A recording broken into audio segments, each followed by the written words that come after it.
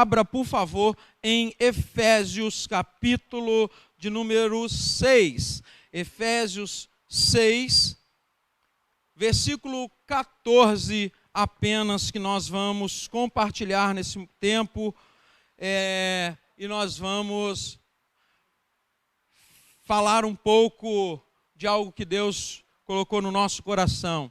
Abra aí, Efésios capítulo 6, versículo 14, diz o seguinte, a palavra de Deus: estais, pois, firmes, tendo cingidos os vossos lombos com a verdade, vestida toda couraça da justiça.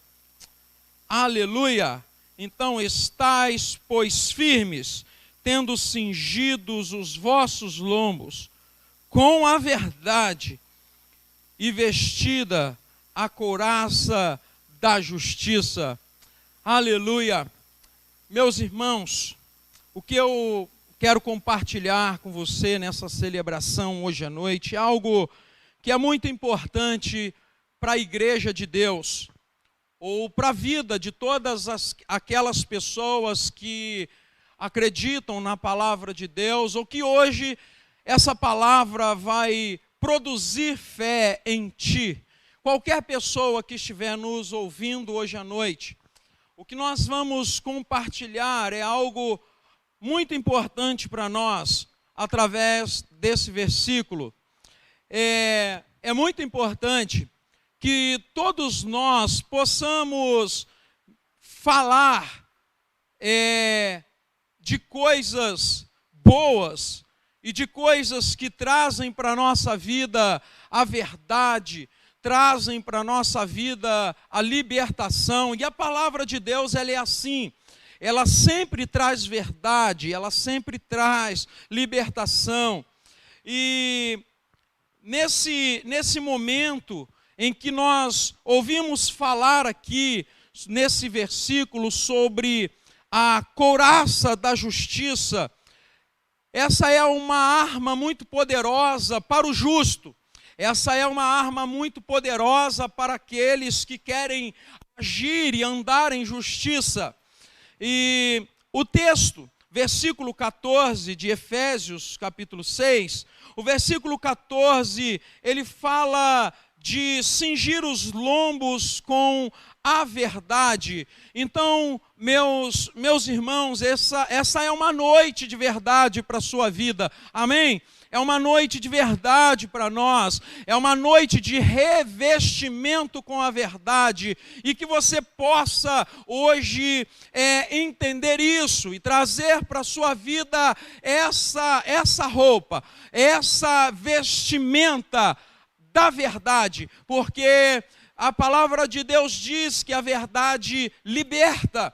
A palavra de Deus diz que conhecereis a verdade, e a verdade vos libertará. No Evangelho de João, capítulo 8, versículo 32, a Bíblia diz isso. E diz no versículo 36 do mesmo capítulo de João, no capítulo 8, se o Filho do Homem vos libertar, verdadeiramente sereis livres. Então, Jesus é quem nos livra, quem nos liberta, e essa palavra, a palavra do Senhor, ela tem esse poder de fazer isso com a nossa vida, de nos libertar, de mudar a nossa história. Então, eu quero compartilhar um pouquinho com você esta noite dessa verdade que está disponível para a minha vida e para a sua vida. Essa verdade que está liberada para a sua casa, está liberada para você. Então, meus irmãos, nós sabemos que no texto que o apóstolo Paulo escreve, Paulo talvez tenha escrito a carta ao povo de Éfeso, aos irmãos em Éfeso. Talvez ele tenha escrito da prisão, talvez ele tenha escrito num momento em que ele estava preso. A Bíblia registra no livro de Atos que Paulo ele esteve em Éfeso por algum tempo, pelo menos 3 anos, e Paulo esteve neste lugar, esteve nessa cidade. Éfeso era uma cidade onde muito se cultuava a deusa Diana. Então, e o templo da deusa Diana, ele se tornou um templo muito conhecido, de um comércio muito forte. Então Paulo, conhecedor disso, conhecedor de tudo que acontecia naquele lugar, ele escreve uma carta, ele escreve para os irmãos que estavam naquele lugar, e ele escreve algo que expressa a vida de um crente e expressa uma vida de santidade, expressa uma vida de justiça. Ele fala de unidade, ele fala para a igreja, ele fala da unidade da igreja com Cristo, ele fala do Cristo ressurreto. Então Paulo, ele aborda também no capítulo 6, inclusive mais diretamente, vários temas num capítulo só, e temas importantes, de relevância, temas que são importantes e em relação à família, em relação à igreja. Então Paulo aborda temas, por exemplo, como obediência dos filhos. Ele aplica aqui, lembrando de um mandamento. Ele também traz um tema a respeito de como os pais devem ter o tratamento com os filhos, ou deve tratar os filhos, o tratamento para com os filhos, isso no versículo 4. E ele fala desse tratamento, e ele traz à tona a ideia de um tratamento de respeito, de amor e de formação espiritual para a vida desse filho. Paulo aborda também no capítulo 6 a obediência do servo e o seu comportamento como trabalhador, considerando que em algum tempo os trabalhadores ou os escravos ou os servos, não é? Eles eram às vezes enxergados pelos seus senhores como alguém que tinha preguiça, ou dava aquela morcegada, conhecida morcegada que nós falamos hoje. Então, Paulo era uma pessoa que estava enxergando essas situações, e ele aborda no capítulo 6 esses temas. E ele também fala a respeito do Senhor, certo? Do Senhor, do dono, ou do escravo, ou do patrão, para com o seu servo. Ele também aborda isso. Tudo isso considerando que o tratamento era muito pesado naquele tempo. Os escravos ou os patrões tratavam os seus servos com muita dureza, até por considerar em algum momento que eles eram preguiçosos. Então, quanto mais preguiçoso, mais trabalho pesado, mais castigo, mais açoites, imagino eu, que acontecia. Então, Paulo ele vem abordando temas que servem para a igreja, que se encaixa na nossa vida. E aí, talvez, nós nos perguntamos o que tem a ver isso com justiça, e com o versículo 14. Eu quero chegar lá, eu vou chegar já. Então, todos esses assuntos da carta aos Efésios, eles estão relacionados à igreja, eles estão relacionados à sua unidade com Deus, ou à unidade de Deus com essa igreja, e relacionados à santidade e à força para vencer. Então Paulo está dando instruções, porque, queridos, o tratamento entre pessoas naquele tempo talvez fosse um tratamento muito rigoroso, muito duro, um tratamento insuportável. Então eu penso que, enxergando toda a situação da igreja, dos irmãos que estavam naquele lugar, o envolvimento daquela igreja, ou o que envolvia, não é, aquela igreja na sociedade, também momentos, não é, da igreja, o momento que a igreja estava passando, deveria estar, não é, preparada, a igreja deveria estar preparada para enfrentar as guerras, ou a guerra espiritual, no contexto, na realidade com que eles viviam naquele lugar. Então, Paulo, eu penso que toda a situação que estava envolvendo a igreja no âmbito social, comunitário, não é, que a igreja, né, estava ou deveria estar envolvida. A igreja devia enfrentar muitos problemas, a igreja devia ter muitos enfrentamentos. Imagino eu que a igreja devia sofrer, porque Paulo sabia o que era sofrimento. Paulo, quando fazia a missão da igreja, cumpria a missão da igreja, ele sofria. Ele fala no capítulo 11 da segunda carta aos Coríntios, ele fala do seu sofrimento, de quantas vezes ele foi açoitado, de quantos perigos, de quantas dificuldades. Então, Paulo sabia o que era sofrer realmente pelo Evangelho. Quando ele se converte, Jesus fala isso: vou lhe mostrar o que importa sofrer pelo meu nome. E isso se cumpre, essa promessa se cumpre. Então Paulo agora, ele estava aqui, não é? Penso eu que diante do cenário que a igreja vivia, Paulo traz uma instrução. Paulo instrui o uso da armadura.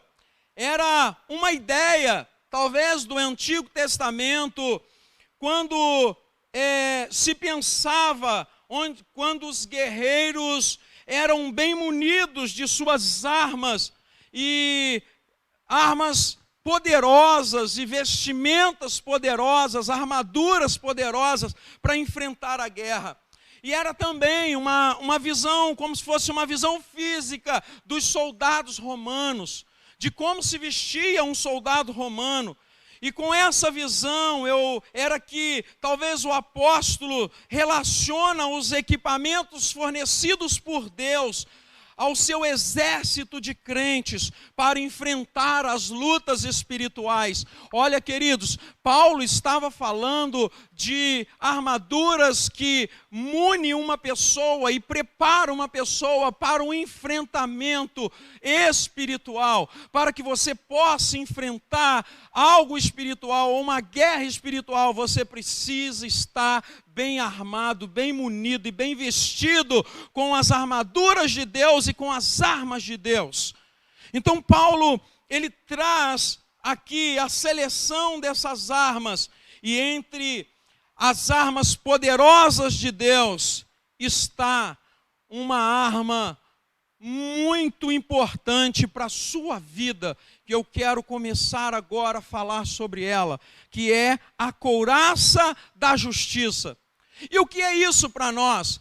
A couraça da justiça para você, irmão, irmã, você que nos ouve. A couraça da justiça, ela não é simplesmente um avental de couro. A couraça da justiça não é simplesmente uma roupa, não é uma roupa comum.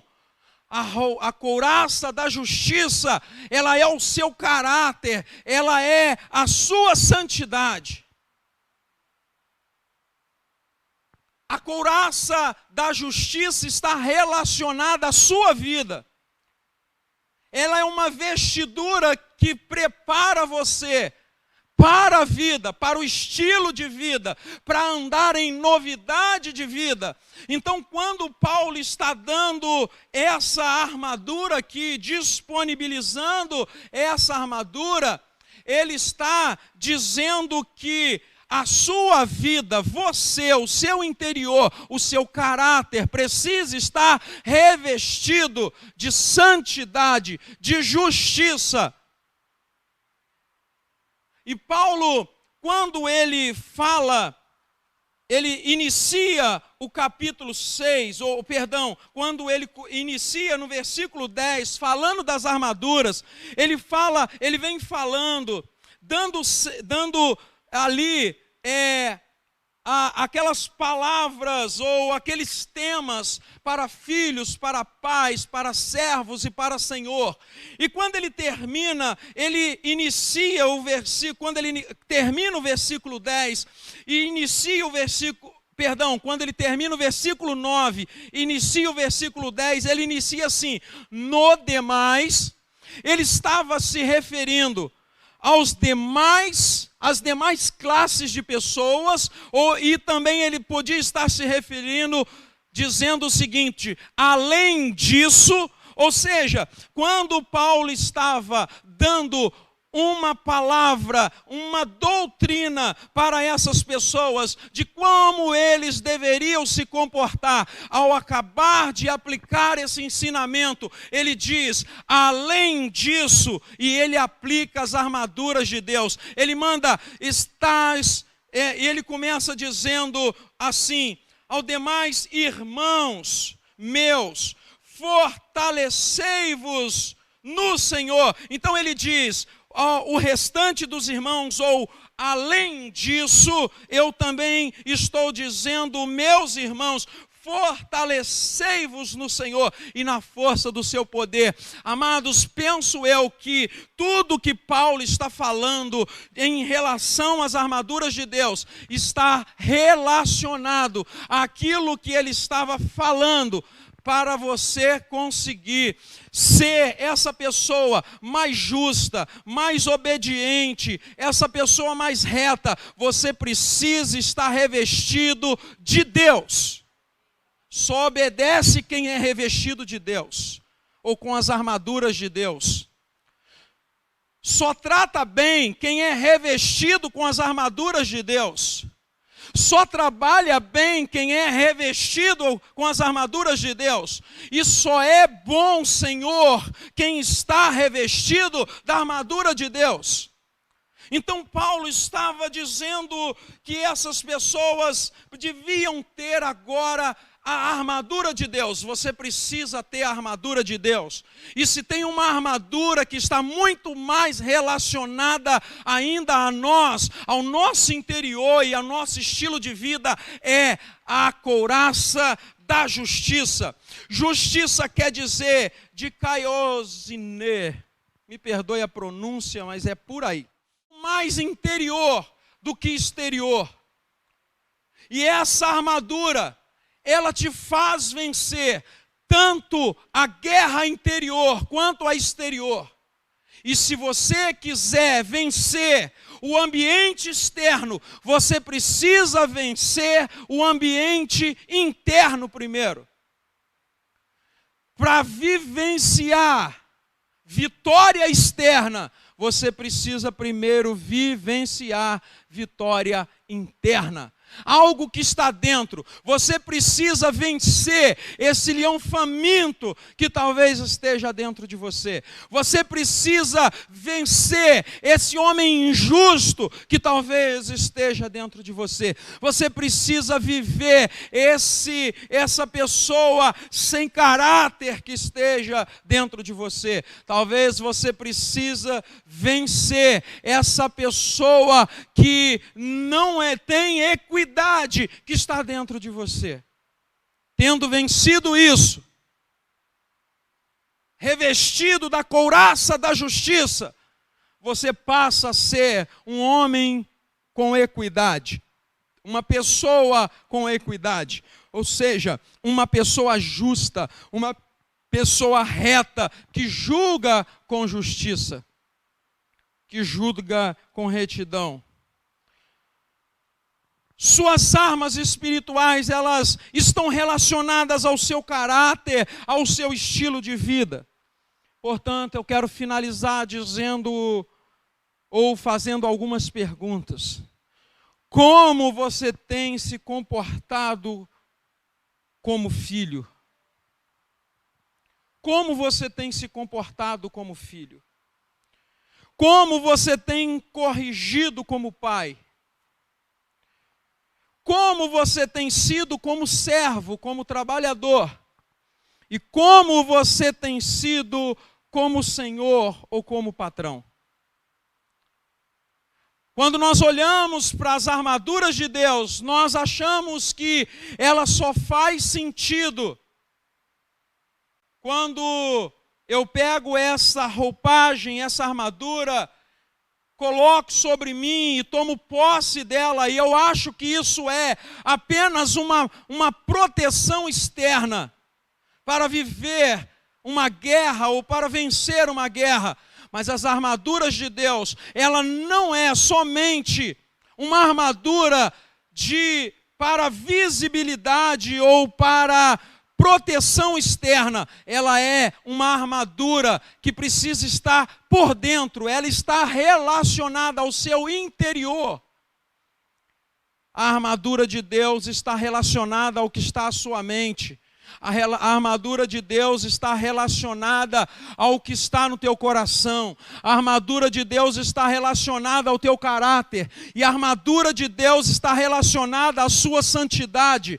A armadura de Deus está relacionada ao viver com justiça, ao julgar com justiça. A armadura de Deus está relacionada a te dar vitórias, mas também relacionada a primeiro ter vitórias por dentro, vencendo as suas próprias dificuldades, vencendo as suas barreiras, vencendo o pecado, vencendo a injustiça e vencendo a falta de caráter. A armadura de Deus está relacionada também ou a mais algo interior do que exterior. A armadura da justiça, a couraça da justiça, ela torna você justo, que julga com justiça. Como você tem se comportado como filho? Você é filho de Deus. Você é filho de Deus. Como você tem se comportado como filho de Deus?